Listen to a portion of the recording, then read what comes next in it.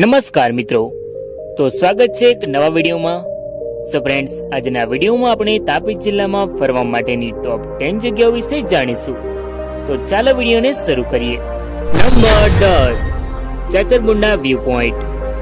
ચાચરબુંડા view point જે તાપી જિલ્લાના સોનગઢથી થોડી દૂર તૂટી ગામમાં આવેલું છે, જે ઉકાઈ ડેમની બાજુમાં છે, જ્યાંથી ઉકાઈ ડેમનો નજારો મનમોહક બની જાય છે.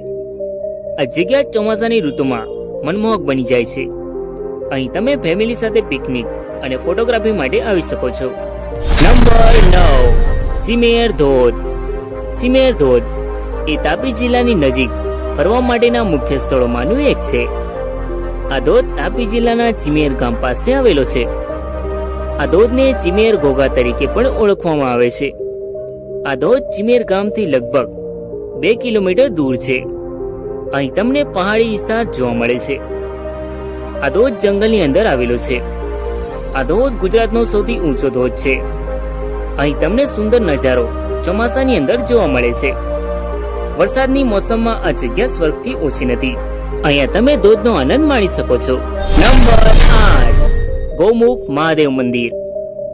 તાપી જિલ્લાના વ્યારા વન વિભાગમાં કાર્ય વિસ્તારમાં આવેલા સોનગઢ તાલુકાથી 15 કિલોમીટરના અંતરે આવેલા દોણ ગામે સહ્યાદ્રીની રમણીય ગિરિમાળાઓ વચ્ચે તાપી જિલ્લાનું સૌથી નયનરમ્ય ધાર્મિક અને પ્રવાસન સ્થળ છે.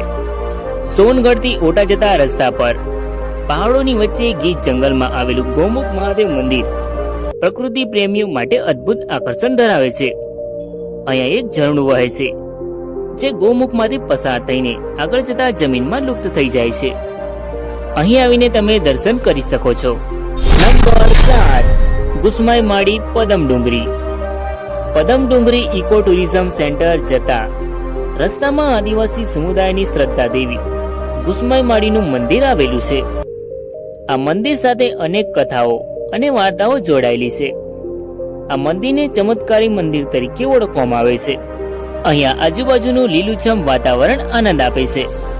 અહીંયા તમે દર્શન કરવા અને ફોટોગ્રાફી માટે આવી શકો છો. નંબર 6, એકવા ગોલણ. પ્રકૃતિએ જ્યાં છૂટા હાથે સૌંદર્ય વેર્યું છે, એવું સોનગઢ તાલુકા મથકથી અંદાજે 35 થી 40 કિલોમીટર દૂર આવેલું એકવા ગોલણ ગામ સહ્યાદ્રીની ગિરિમાળામાં વસેલું સુંદર સ્થળ છે. આ ડુંગરની વચ્ચે આવેલું ગામ ચોમાસામાં કાશ્મીર જેવું લાગે છે. અહીં આવેલા ધનાદેવીના ટ્રિપલ ધોધ નયનરમ્ય લાગે છે.